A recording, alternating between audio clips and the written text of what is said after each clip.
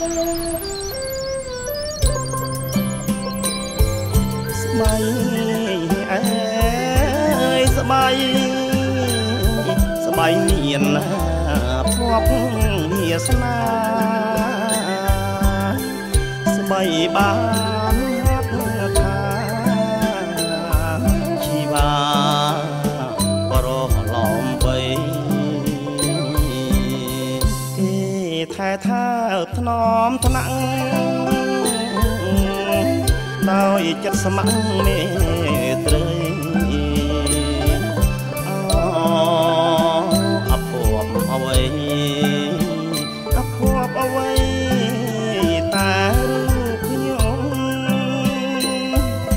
រងទុកត្រៀមក្រំព្រោះមុំមិនមេតាស្បៃអើយស្បៃសូមស្បៃនាំវាចា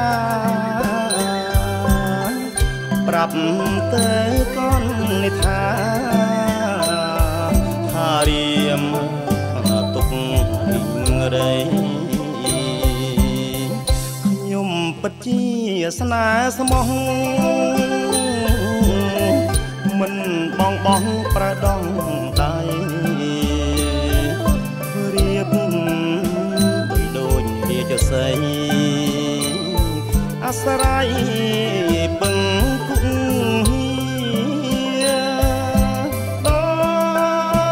ដួងព្រះចន្ទ្រីមានតារារះចោមចងស្បៃអើយស្បៃប្របីស្រស់ផោផង់អើយចិនតាឆោមយងគូចចងចិត្តចេតនាតែពុំដឹងម្ចាំងនេះពិតស្មោះស្ម័គ្រឬយ៉ាងណាឬចោលស្រីឯកាដូចកាស្រពនចាក់តងសូមស្ដីប្រាប់ស្រីផងកុំអើយមកក្នុងចិនតា